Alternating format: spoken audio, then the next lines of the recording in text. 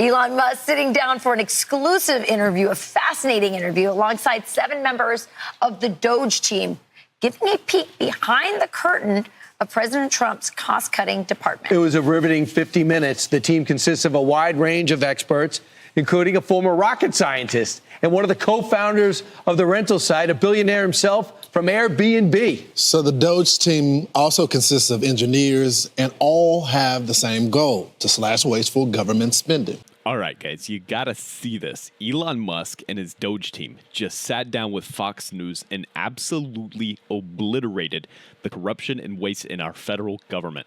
I'm talking about babies, literal babies, getting business loans and billion-dollar checks going to shady NGOs.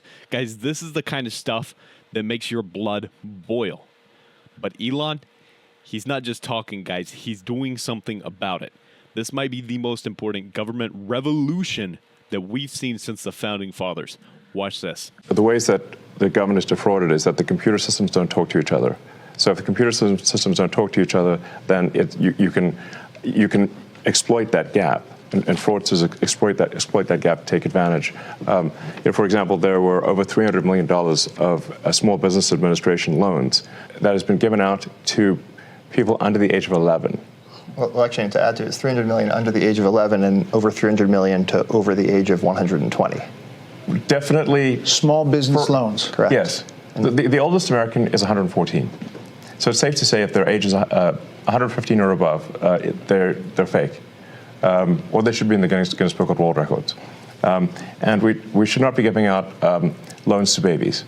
So the youngest recipient of a small business administration loan is a 9-month-old, which is a very, very precocious baby we're talking about here. So obviously it was just fraudulent. And they do terrible things. They actually will see that a kid's been born. They will steal that kid's social security number and then take out a loan and leave that kid with a bad credit rating. There was literally a baby. The terrible things are being done, is what we're saying.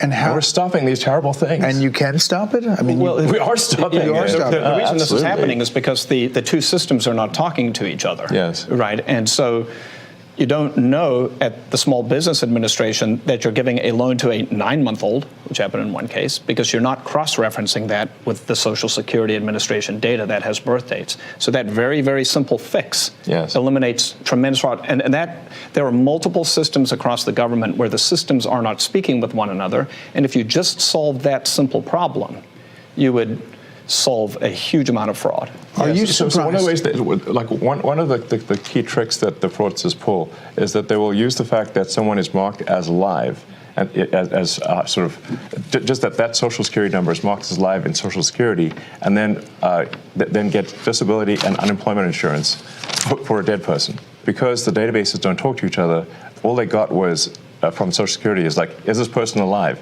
Yes, they're not alive. It's falsely marked. Person is falsely marked as alive in Social Security, but they didn't. But that person, a fraudster can now get unemployment and disability from a dead person. This is happening all the time at scale. Are you surprised at some of the legal efforts and some of the judges that have weighed in? There's about 8 or 10 now. Of these cases that are at least temporary holds. They're being challenged by the DOJ. Right. Are you surprised by that pushback? Well, it's the D.C. Circuit is notorious for having a very far-left bias. And when you look at the people close to some of these judges, where are they working? Oh, they're working at these NGOs. Oh, they're the ones getting this money. Does that seem like a system that lacks corruption? It sounds like corruption to me. Last thing, do you guys all see this as a patriotic duty? I mean, is that really what this is about? It's essential.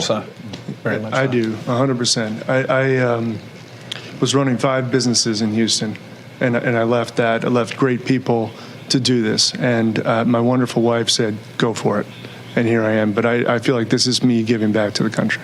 If we don't do this, we're sunk. The ship, unless this exercise is successful, the ship of America will sink. That's why we're doing it. Well, gentlemen, I really appreciate the time. Hassan, Interior Department, you're a former oil company CEO. You're reviewing contracts before they're approved for funding. What are you finding? Well, Elon and Steve kind of stole my thunder a little bit, but I actually found that customer service survey contract. I actually have an example of one right here. I could have done this in high school. And Is that right? I found it. Is that bad? I found it on the weekends because under the Biden administration, there was no departmental oversight within the Department of Interior whatsoever. None. We are now reviewing every single contract, every single grant, and when things come to my attention that don't make sense, I'm bringing them to Secretary Burgum, and he's been fantastic. He's a businessman. He's very supportive of DOGE. It's been wonderful to work with him. Is the battle between government of decades of buildup and business, which you guys are, is that like a train hitting each other? I mean, it seems like it's pretty disruptive. Well, this is a revolution, and I think it might be the biggest revolution in government since the original revolution. But at the end of the day, America is going to be in much better shape. America will be solvent. The critical programs that people depend upon will work, and it's going to be a fantastic future. But are we going to get a lot of complaints along the way? Absolutely. You know, one of the things I learned at PayPal was who complains the loudest and with the most amount of fake righteous indignation? The fraudsters. It's a tell. There's some of these NGOs that are crazy, like the $2 billion to Stacey Abrams NGO that basically didn't exist and suddenly gets $2 billion awarded from the federal government. She has, why? And there are many such cases like that. I think that most people, common sense-wise, would say the fraud's got to end. Yeah. They're concerned about the 94-year-old mother who skips a check or somehow doesn't get what she's supposed to get. Right. And what we're trying to say is actually that the 94-year-old grandmother is actually, as a result of DOGE's work, going to get her check. She's not going to be robbed by fraudsters like she's getting robbed today. And the solvency of the federal government will ensure that she continues to receive the Social Security checks, that Medicare continues to work, without which we're all doomed. The reason we're doing this is because if we don't do it, America's going to go insolvent. We're going to go bankrupt. And nobody's going to get anything. Why are you guys all doing it? I mean, you can pipe up, but you don't have to be here, right? I mean, you don't have to be doing this. I have blessed with four beautiful children, my wife and I. But we have a real fiscal crisis, and this is not sustainable. And what's worse, back to my children and everyone else's children, is we are burdening them with that debt. And it's only going to grow. Steve, there's not a lot of hierarchy here. You guys are kind of all approaching it in different, silos, but with the same kind of goal, right? I mean, this is really Silicon Valley, private sector colliding with government. Yeah, exactly. And we're headed in a bad path, but then the chance of success exists. And just the one that just is in my head right now, which is a fairly mundane one, but I think is very illustrative, is credit cards. There are in the federal government around 4.6 million credit cards for around 2.3 to 2.4 million employees. This doesn't make sense. Right. And so one of the things all of the teams have worked on is we've worked with the agencies and said, do you need all of these credit cards? Are they being used? Can you tell us physically where they are? I hope they're getting frequent flyers. Actually, on a different note, the rewards program the federal government has is actually not very good. That's a whole other... It's a negotiation. Sure, yeah, exactly. But so far, the teams have worked together, and they've reduced it from 4.6 million to 4.3 million. So we're taking it easy. But clearly there should not be, more. There should not be more credit cards than there are people. Yeah. Joe, middle-level employees, are they seeing a benefit to being empowered by taking out bureaucracy? I mean, absolutely. I mean, I think what you're seeing is taking the best of Silicon Valley and the business world and bringing it into the government. We're bringing the best practices and the best methodologies, and people are inspired. Right, especially on the retirement process, which I can speak to. They've been trying to modernize and get off of paper since early 2000s, very unsuccessfully. Every attempt has gone over budget and been canceled because it hasn't been successful. And so, I showed up and I feel like I'm here because it's an interesting problem. We can use design to solve it and good engineering. and really create a better experience for everybody. We're talking about elementary financial controls that are necessary for any company to function. So, like, if the federal government if a commercial company operated the way the federal government does, then it would be immediately go bankrupt. It would be delisted. The officers would be arrested. And the changes we're putting in place will enable the federal government to pass an audit. It will enable taxpayers to know where the money is going and know that their hard-earned tax dollars are being spent well. Our goal is to reduce the deficit by $1 trillion. You technically are a special government employee, and you're supposed to be 130 days. Are you going to continue past that, or do you think that's what you're going to do? Or? Well, I think we will have accomplished most of the work required to reduce the deficit by $1 trillion within that time frame. We actually want to be careful in the cuts, so we want to measure twice, if not thrice, and cut once. Actually, that is our approach. They may characterize it as shooting from the hip, but it is anything but that. Some people say this shouldn't take a rocket scientist. Steve Davis, you are a rocket scientist. Used to be. That all of us are willing to kind of put our lives on hold in order to do. I think the thing that's special right now is we actually believe there's a chance to succeed. We really believe that the government can have an Apple Store-like experience. Beautifully designed, great user experience, modern systems.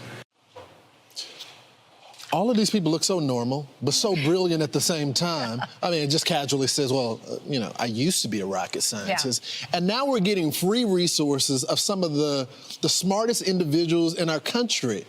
The leaders should be more grateful that we have access to this amount of resources. They built great companies, have great success, not asking for a paycheck. They're just trying to cut the waste in the country right now. This is what happens when you put a businessman in charge of the government. He's going to run it like a business. There is no business that would survive with the amount of debt we have and the inefficient systems that we're running. Social Security, a giant program with paper, and it takes so long for people to actually retire, and there's so much fraud in the system. So absolutely, really lucky to have these people coming in, and it just leaves you wondering, Brian, why wasn't this done before? Yeah, communicate exactly what was going on. Yeah. They had an option, and Vivek Ramaswamy talked about it. He said, he was more putting together a report, giving it to Congress and telling him to do it. Too slow. And Elon said, no, we're going to cut it in real time. And it's caused controversy when you just say, hey, I just emailed out, we got to let go a whole bunch of people.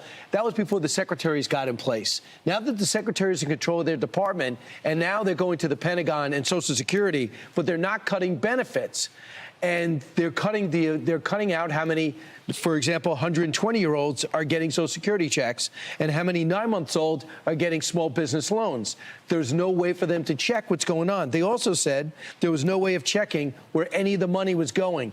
An invoice would come in, it would be paid, it would go out.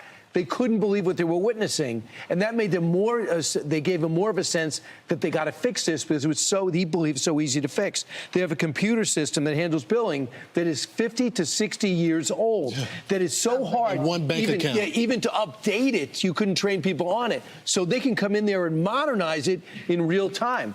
And what they should do now, I think, is and you would know better, there are a roster of 24 Democrats that could just come in, look over the shoulder of what they're doing. I know you can get DOGE.gov.com. I know you can go there now. But so they could hear some of this without the cameras and tell me what the problem is. What Congress used to do, you guys, is just there were a few good guys in there that saw the race and wanted, but they never did anything about it. All they did was print up these big books listing the stuff. And now all of a sudden, DOGE and the secretaries are all on board, and they have a president who's like, cut and slash this crap out of the budget. And so it's happening. And what it's done, Lawrence, is it has exposed not just inefficiencies and ancient systems and floppy disks and file cabinets and mines, but it's also uncovering a lot of corruption. Well, the corruption is within the Democratic Party, all these different groups. And I remember when I used to be a part of the Obama team. I worked on the campaign. After the campaign, they immediately started finding ways for all these nonprofits to coordinate with the White House. Yes. And then all these groups were getting money from the government back and forth. So this has been an operation for a long time. How do you keep the ground soldiers in the game? But you got to pay them as well. And so we're seeing a connection with all these groups, our money, taxpayer money, not serving in the government, but serving as the political arm for all these different programs for the Democratic Party, and it's still in action. So when you see Democrats freaking out, it's because their bottom line has been impacted. Their foot soldiers aren't getting paid. They get a little mad about that. And the money laundering has been exposed. That's what it was. It was money laundering with our money. And so I always thought, why can't you complete an audit? And one of the reasons you can't complete an audit is if you know the money's going out, but you don't know where it's going. Yeah. So that's when people sit down there and go, I can't be a forensic accountant if you don't tell me why you're paying these bills or who it's going to. So when they get into the Pentagon, they're not looking necessarily to gut people. Maybe that is a story. They are too big. But they want to find out why they can't be audited once and for all, along with increasing spending because we have so many challenges. I love that Elon Musk brought up Stacey Abrams because, and he stayed on this because it's a really great example that we can wrap our heads around. So she started an NGO named Power Forward Communities. You know, this nebulous name sounds, innocuous. Power Forward Communities. She had $100 in that account. Suddenly, it gets a $2 billion injection of our money. What is she doing with $2 billion? $2 billion. What power? What does it do? What? No one knows. No one knows. Energy justice. Energy justice. And it's actually what Lawrence just said. It's a way to pay off Democrat operatives. She lost her race, and they needed something to keep the foot soldiers. They felt like she had a great ground game. Hire those same people. It's a wash, rinse, and repeat again. Amen. Okay, guys, first, do me a big favor, like this video if you believe that we need more people exposing the madness, because this kind of truth gets buried fast. Elon Musk and his DOGE team are blowing the lid off government corruption. They're uncovering fraud at a scale that's not just embarrassing, it's dangerous. Loans going to 9-month-old babies. Social security checks being mailed to the dead. Over 4.6 million government credit cards for just over 2 million employees. What? That's criminal mismanagement right there. This is what happens, guys, when you run the government like a business. Finally. Elon and his team are approaching this with precision. They're approaching it with logic. They're approaching it with accountability. They're identifying massive inefficiencies, cross-referencing databases that somehow still don't talk to each other, and actually cutting waste in real time. The goal is to cut $1 trillion from the deficit. Think about that, guys. $1 trillion, not over 10 years, not by raising taxes, just by stopping the fraud and closing the gaps that the bureaucrats have ignored for decades. Guys, this isn't just about money. It's about morality. They're doing this because they care about this country. These are successful people who walked away from businesses, who walked away from their families because they see what's coming, guys. And they know if we don't fix this now, we're finished. Can you believe, guys, that there were over $300 million in SBA loans given to people under the age of 11? Why weren't these systems connected years ago? Or was that the point? Do you think, guys, let me know, do you think that Elon's efforts will be embraced or blocked? Continue to be embraced or continue to be blocked by the deep state? How are things going to go over the next few months? And guys, are we witnessing the beginning of a new era of accountability in the U.S. government, or is this just a flash in the pan? Let's talk in the comments, guys. What was the most shocking thing that you heard in that interview? Do you think that Elon is the only one with the guts to fix this? Make sure to subscribe, guys, if you're tired of being lied to by legacy media. And if you want to support this channel and help me keep bringing you the truth, consider becoming a channel member today, guys. It makes a huge difference. I'll see you later with another update.